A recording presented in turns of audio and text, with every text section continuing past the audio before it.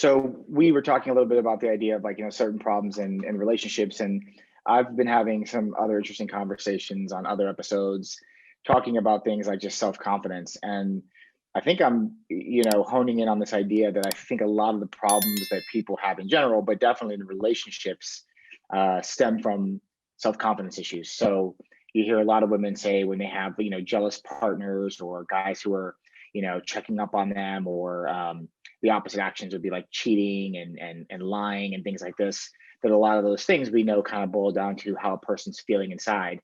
And then some of women's issues of kind of committing or knowing if they're doing the right thing, being susceptible to maybe what their friend groups say, or just falling prey to kind of more of their emotions, come again from like a self-confidence thing. So I guess what's your take on maybe problems you've seen that people have had, or situations that you've been a part of or witnessed that maybe deal with a little bit of that? Yeah, that's a good question. So for me, when you posed this question to me, I think my mind kind of went down a completely different path. So I'll speak to it a little bit, and you can tell Sure. me if you want me to kind of um, course correct, essentially. When I think about self-confidence within the confinement of a relationship, and maybe I shouldn't use the word confinement, but within a partnership, a couple things come to mind. I think that it's just been very recently that self-confidence, and meaning directing that confidence coming from oneself, that movement it's relatively new. So essentially what I'm trying to say is that, your self-confidence, historically speaking, I think from a male and a female perspective, it never, I guess society designed it to come from outside of within. Does that make sense? Yes. Yes. So I feel as though what you're speaking of in my mind, it has a lot to do with maturity, and it has a lot to do with communication versus Yep. actual self-confidence. Because when you think about it, so from a young age, you're taught to seek validation from certain things. And so if I'm being fair, like I said, let's talk about the present time. I know that society and there's a lot of activists, Mel Robbins, Tom and Lisa Bilyeu, you know, a lot of people are really taking the initiative to redirect where your confidence comes from. And that can be, when you're thinking about career, when you're thinking about relationships and all of those things. And for me, something that I think about when you say, self-confidence and does that, really change the dynamic of the relationship, I'll say that, you can take the most self-confident person in the world. So let's just say a person already innately has that in them. They were built up from, a small child on up to adulthood. They're golden. I feel like, there's still parts of yourself that you're seeking that confidence from other things. So whether that's, if you come to a relationship and you're completely self-confident and the other person starts to slowly degrade you and slowly break you down and make you question certain things that you took, you were just like, this is a given, love is a given, compassion's a given, communication's a given, all these different things. And they start slowly taking those things away from you. I think your self-confidence is shaken. Does that make sense? 100%. Yes. So I feel as though, twofold is that, sometimes people come into a relationship and they are lacking self-confidence. So whether that's from a small child, they weren't, pumped up and given those tools as a child, they weren't, encouraged to look within themselves for that confidence. But I think, like I said, so then, if you have an adult that comes in a relationship that's just completely lacking that whole thing, yeah, I would say that jealousy and cheating and all those things can stem from the lack of confidence. Yeah. Yeah. However, I just think that there's just a societal component that really factors into that whole question in my mind. And go ahead. I mean, I'm sure you've got some ideas floating around in your Yeah. head that you want to speak about. No, and I don't disagree with anything you're saying, and I don't think that there's any need for course correction, because I think it's like a big soup of all this stuff, and the It pieces that is. go in kind of Yeah. change the ingredients that make a different soup, right? So whether you were confident as a child throughout your adulthood, and then you get in a relationship and it makes you kind of doubt some things because your emotions are now attached to the person, Mhm. and so you go, well, Mhm. maybe I'm missing something, maybe Yeah. I wasn't looking at this the correct way, or you were lacking in some areas and you were looking to build your self-confidence through other people. So Right. by virtue of having this job, this person, this situation, I feel Mhm. more confident, and when that gets taken away, you feel less. Truly, yes. Um, so I think, but I'm just noticing this pattern that like when you keep digging into anything, almost it feels like um, there's this underlying thing that people come to where I didn't feel like I was good enough. I didn't feel like I deserved love. I didn't feel like I was right for you. And some of that could, of course, be societal and like an excuse. But Yeah. I would bet that some of it, like, I was talking to a girl last night and she was explaining how her ex-boyfriend, um, he was heavily into like, drinking and drugs, things like this. But then also the behaviors that he had were very self-deprecating. And, he Mhm. just never believed that he deserved a certain kind of love. Mhm. And when you talk to other people about cheating, it's like the same thing. Like, well, I wanted to, I thought you would cheat on me, so I did this, or, I thought you were Yeah. going to leave me, so I left first. So Right. all of these things, instead of saying, what can I do? How can I become a better person? How can I help my partner become the best version Yeah. of themselves? I'm trying to preemptively protect myself because Mhm. I think in some cases I already feel so bad that to take another hit, Yeah.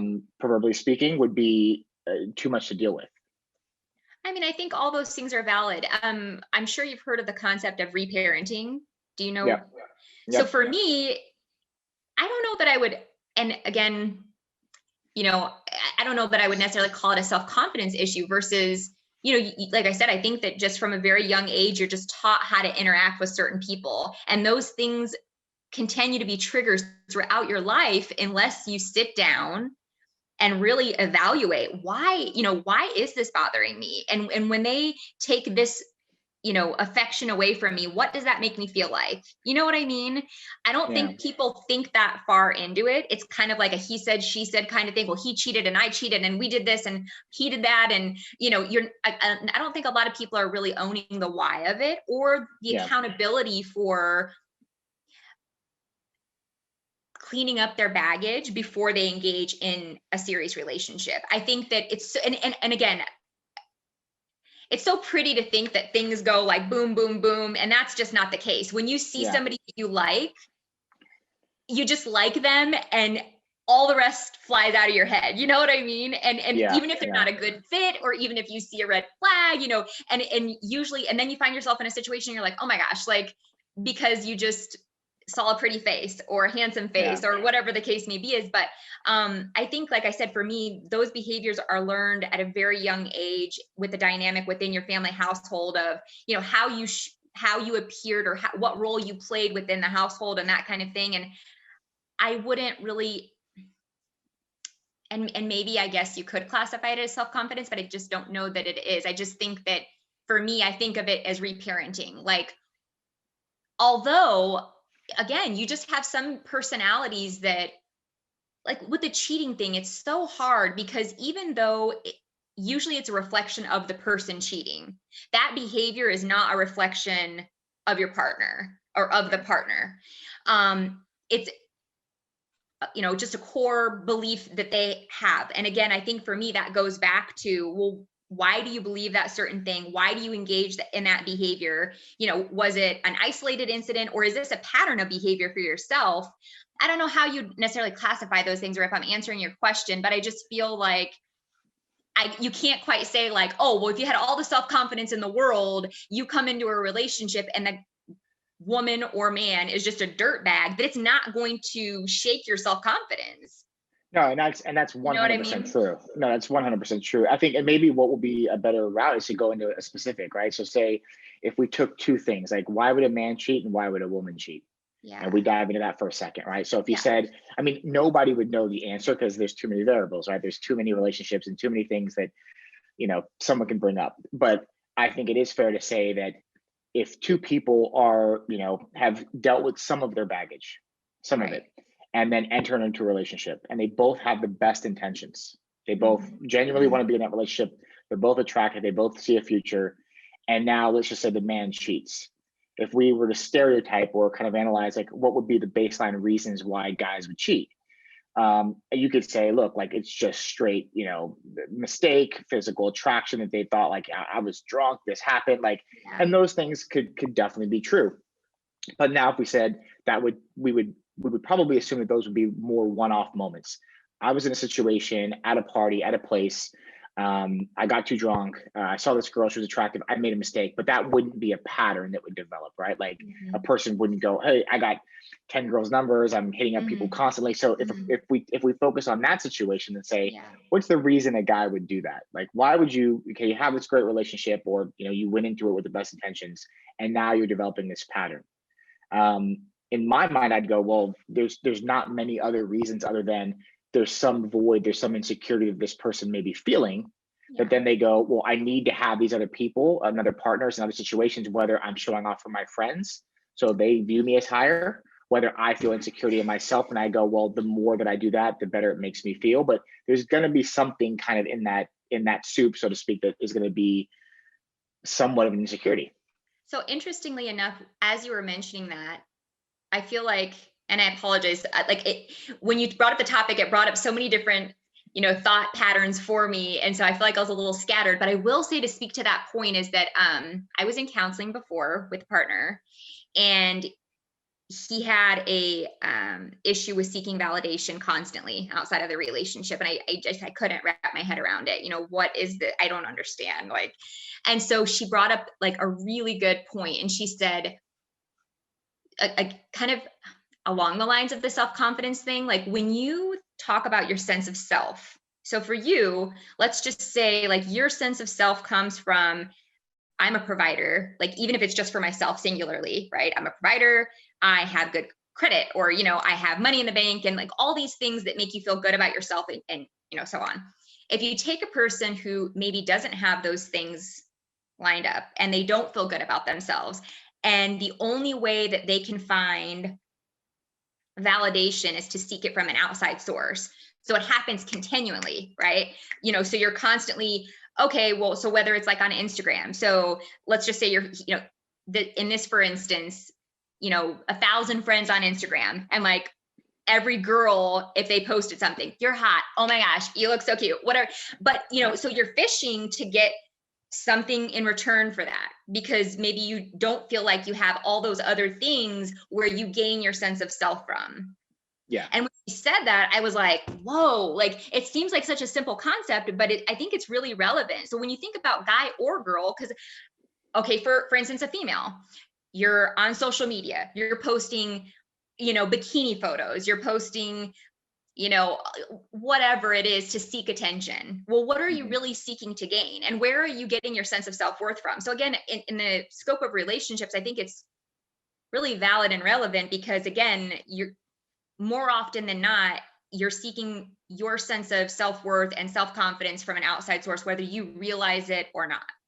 Yeah, and I think that's the core of the issue, and that's the core of this talk, is that when you have those underlying insecurities or self-esteem issues, whether they come out or manifest themselves in terms of cheating, in terms of seeking validation from others, seeking validation from external sources, it's going to come out.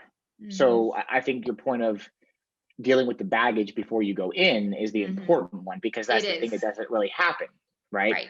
People don't deal with those things, and then they go, well, no, well, wait a minute, I was posting bikini photos before we started dating, and like, Totally. what's wrong with that? Or, hey, I was going out with my guy friends, and we were drinking every Yeah. night, and hitting on girls. Like, Yes. I'm not doing anything, but it's Yeah. the reason why you decided to do the thing in the first place that Yeah. then leads to the action that then creates a behavior and a Correct. pattern that then I has you in a agree. situation where someone goes, well, does this person really care to this degree?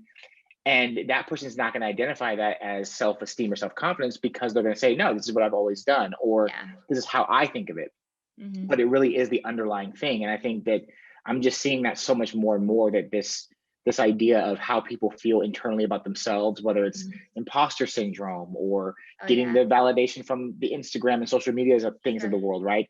Or I have to make, if you're a guy, I have to make this much amount of money, or I have to tell women that I do. And Mm-hmm. I see a lot of that kind of stuff like this. Like I talk to so many women about like the lying thing, about like, listen, like the one way I can always see when people are lying about stuff like that is, there's a certain way people talk and speak if they actually have money, have started businesses, have good Mm-hmm. credit, know about investments. Like there's just a way that they talk and they speak. And when Mm-hmm. someone's like, yeah, I made $1 million last year, and I drive this kind of car, but they give you no detail. There's no, but men feel they have to do that because they go, well, that impresses women. And then women will tell Mhm. their friends, like, yeah, he's so successful. Like, this is amazing. Yeah. And then it becomes this pattern where, but now he's going to do it more because it worked, right? Mhm. There was actually a validation for it working. So Mhm. then now, instead of him, just like the woman or the guy, when you get the like on Instagram or the gorgeous comment or Mhm. the girl goes out on the date with you because you took this action, you're more Mhm. likely to do it in the future because it actually worked. You were reinforced for that Yeah. behavior. Yeah. So Go ahead. I agree wholeheartedly with what you're saying. I was just simply going to add that I think that, like I said, it's just ingrained in society. And even if you want to pick a number, let's just say the 18th century, with the Bridgerton being on TV right now, it's just like all the rage talking about, society and all these things. Okay, so females came out for a season in society, and their goal was to get married. And if they weren't, something was wrong with them. So, I mean, my gosh, and I'm sure this goes back to the beginning of time. We had very specific roles within society. Men had a certain role, women had a certain role, and we were taught, especially women, to put huge emphasis on, the way you look. And men were taught to put huge emphasis on how much their stature, how much money they made, their status within their career, and all these different things. What I love about right now is that there's also such a huge emphasis on, again, just trying to understand why we actually operate the way that we do, in a way that was never thought about before. We spoke about this in another episode. 50 years ago, you got married and you had kids, and the wife stayed home, and that was just the way that it was. And you think to yourself, like, wow, did they just have like great relationships back then? How did they stay married for 50 years or 60 years?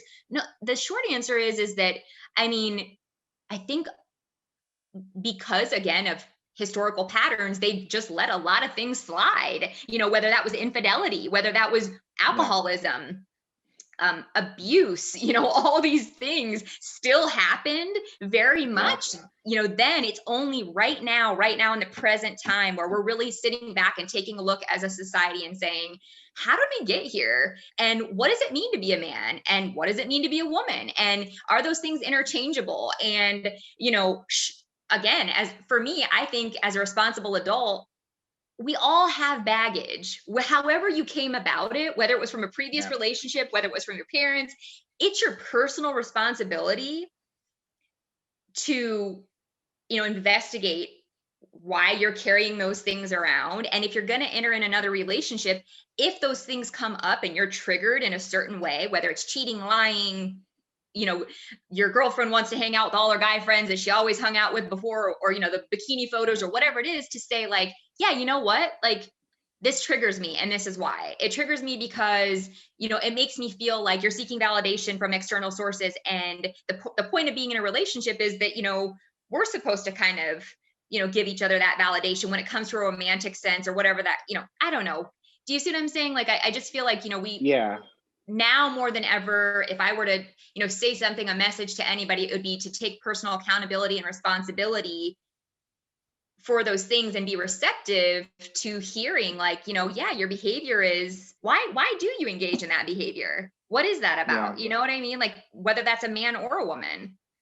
Well, and I think the interesting thing you're bringing up is the idea that society does play a factor in this, right? And that the societal norms do change throughout history, but the baseline thing that a person does, because of course, like, we'd be remiss if we didn't say that there were probably women in the 1600s, 1800s that had men that cheated on them or abused them and left and didn't deal with that because internally they said, hey, this is not the life I want to live.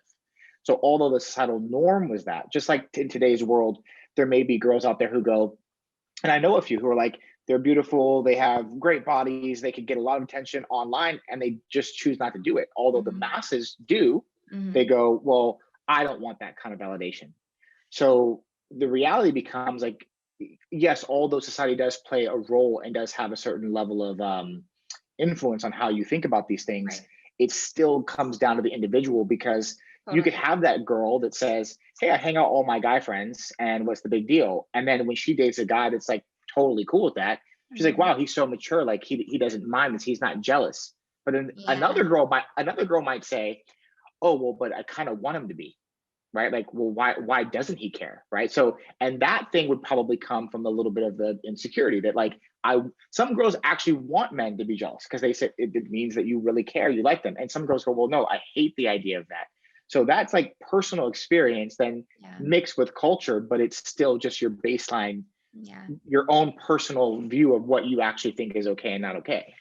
Yeah, your perception is everything. It's reality for you, whether it's good, bad, or indifferent. And so the thing is that if somebody perceives, again, on the flip side of things, the instance that I mentioned, the validation thing, in his mind, he wasn't doing anything wrong. I mean, can't stop, won't stop. The counselor just like looked at him and was like, I guess, and she gave this analogy. She was like, when you're in a relationship, you're in a bubble. Okay. And so you want to protect your bubble. Yeah. And if you don't have boundaries, so for instance, if you're in a relationship and you're engaging in any of the behavior you've discussed or that I'm mentioning right now, you're showing them a different message. You're telling a different story about the respect you have for your partner, the respect you have for the relationship that you're in, how serious it is, and so on and so forth. You're sending a message to people, whether it's verbal or not. You see what I'm saying? So Yes. I think that and you can explain away anything. For me, for you, what I would say about this is, again, it's just about maturity. You know what I mean? I mean, you can, like I said, you can validate and explain any sort of action that you want any which way. And the person, like you said, it's up to every individual to say, this is my perception. Can I see outside of that reality? Or is this my only reality? Yeah. And that takes maturity. Yeah, no, I agree. And I think that's where I think the accountability has to be really on all of us, right? Because a lot of times, if you have a guy or a girl who's dating the opposite sex or whoever, and they allow certain behaviors, again, in a certain way, you're kind of co-signing that behavior, not just to your partner, but then to the people that are around you and the people who witness this. And so I think that's one of these big problems where, guys and girls will date people and, they'll say, hey, and historically, I've always chosen these kind of people and they've been these mistakes. But the way I look at it sometimes too is the opposite. Like that's 10 or 15 people that you gave some form of validation that those behaviors were okay. So although you might have complained about them little by little, but now how many people did they also date that allowed those same behaviors, right? And so it's kind of incumbent upon all of us to say, well, wait a minute, this is what we'll accept. And, in a more extreme version, I was talking to someone else and I was saying, look, like, because women are the deciders of a lot of these things, right? When it comes to relationships and sex and, having children, if women decided tomorrow, like, hey, we'll never date a guy, we'll never have sex with a guy who doesn't do this behavior. Within a few months, probably like things would change because the marketplace has kind of been set, right? Like if guys were like, okay, if guys never got any sex unless it's one behavior and every woman on the planet hypothetically stuck to this, the behavior would change because the marketplace changed, right? Like you would control the dynamic of that behavior. Yeah, but I think you're placing too much stock in the male versus female like control part of things. I feel like, and not to mention the fact that it seems wholly unrealistic that an entire population would change, No, and I guess that the hard part is this, that bad behavior is going to be accepted by someone.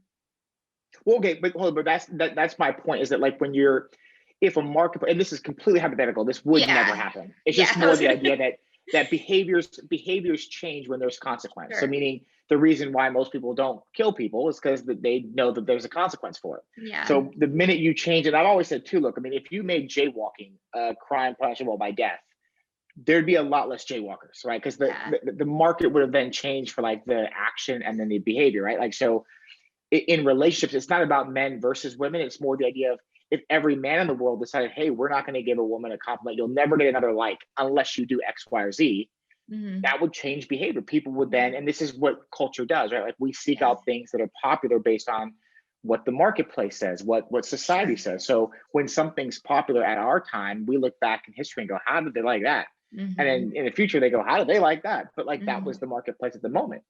And that is behavior that's being set by the masses that then creates the acceptance or not of whatever certain behavior. So of course, throughout history, no one liked to be in an abusive relationship or cheated on or whatever. But like back in the day, like we're saying, it might have been more acceptable. And today it's less acceptable. And who knows what happens in the future, but that's the marketplace of this behavior. And then how do we adapt to it? Yeah, it's interesting, when you think about, again, going back to the self-confidence, like specifically, some of the most beautiful women in the world, and I won't mention any names, but three specific, you know, superstars come to my mind who've been cheated on. And Sure. you just think, I mean, they exude self-confidence, they're everything that any man could want, posters of them everywhere, probably in every, dorm and so on and so forth. And still it happens, like these things. Yeah. So putting it all on self-confidence, I don't really think is fair. But Well, I do understand your point. but to be fair, like that woman being cheated on has nothing to do with her, right? So the person who did the cheating, there's You're probably saying is some, lacking self-confidence. yeah, Yeah. in some aspect, because if we're saying, let's assume that these women are actually perfect, that they have everything any guy would want, then Yeah. why would the guy do that? Then we'd have to Yeah. dig into his behavior. It has nothing to Sure. do with her. It Yeah. would be, why would you risk losing this perfect person, this great person that everyone would say you would be a fool to lose? Why would Mhm. you risk that? Well, there'd have to be some internal motivation that's stronger Totally. than keeping that person, Yeah. which could only pretty much be explained by self-confidence.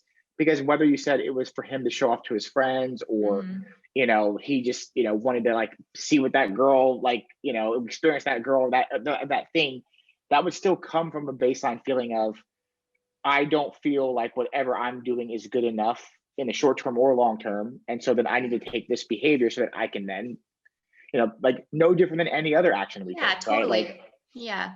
Yeah, I hope that that changes, even more so over time. Like I said, that's what I do love about right now, is that there's so many people that are advocates for, just really exploring the why of why you engage in any sort of behavior. Like I said, whether it's regarding your career, like you said, imposter syndrome, all these different things that take place. And I mean, it really does come down to the messages that you were fed from, yeah, unfortunately, like a really young age, before it was in your control to influence. And they manifest themselves as an adult in a lot of unattractive ways and hurtful ways. yeah, But again, I think that if we stay on the course that we're on, where accountability is like the gold standard, and just saying that, like, look, your sense of self and self-worth and confidence and all those things should come from you. yeah. But I guess the hard part, and maybe what we can dive into in the last few minutes here, is to like go into the idea of, yes, what you're saying is 100% true. Now, to a person out there who might be thinking like, okay, well, I see that, but what do I do? Because again, you and I are not the marketplace, right? So if you're that girl who posts that photo Yeah. and 10,000 people like it, but you and I are saying, well, hey, wait a minute, like get that from yourself. Like, how do you combat that? Because I say, she's getting 10,000 yeah, responses that are validating that, and we're two people.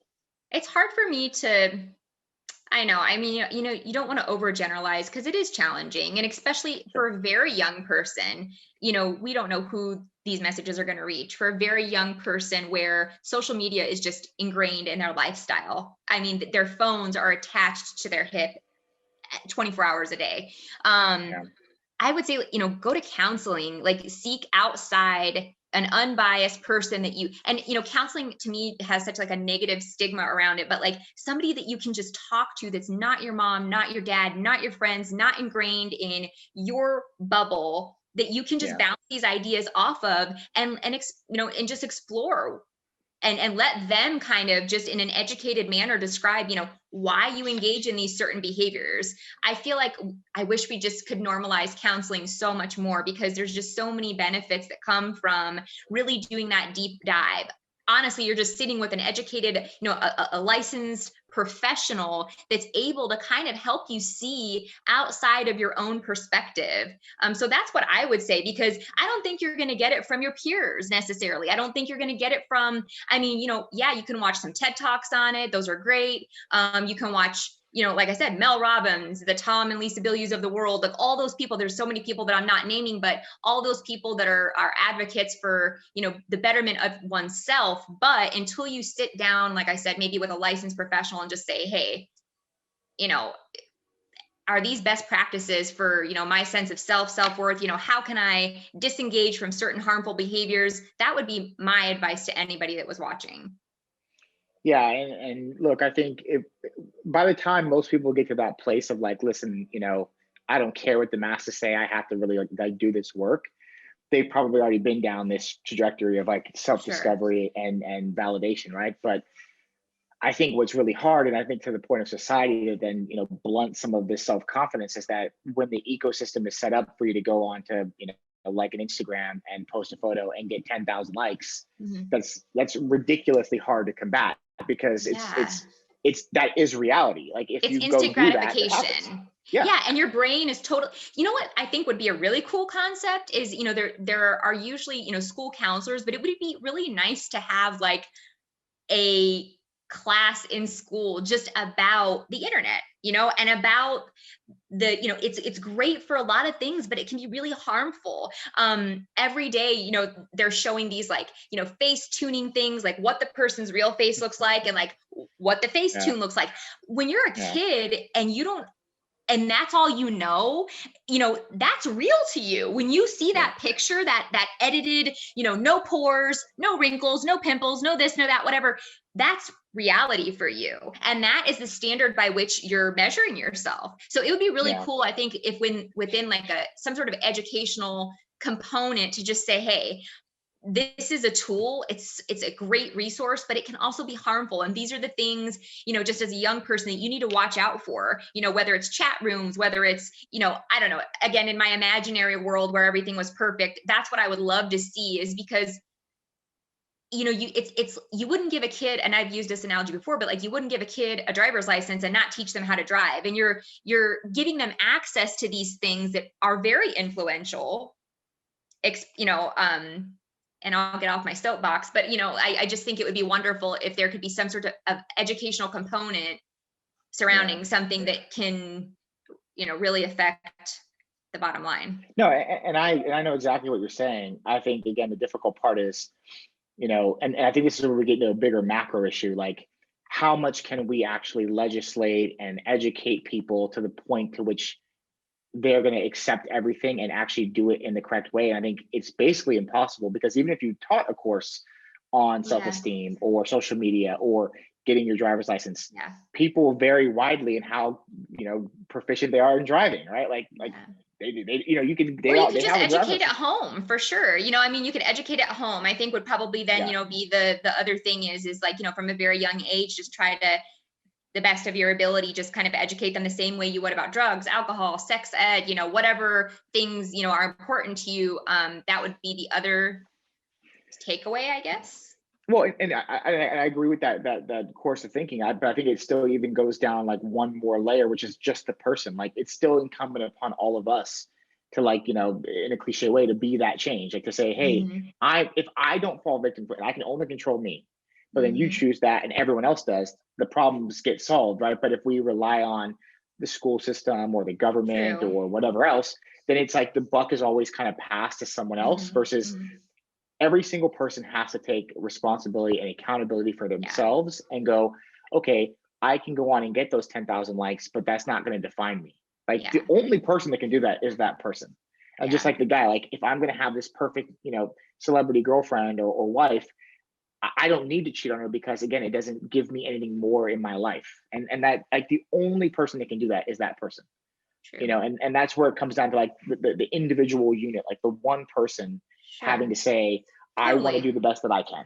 I think that's valid. And I think so the takeaway for the message is obviously that, you really just have to have a personal sense of accountability and responsibility. And that has to be something that you cultivate just, the way you would a garden, or, you have to work on it every single day. And it starts from a very young age.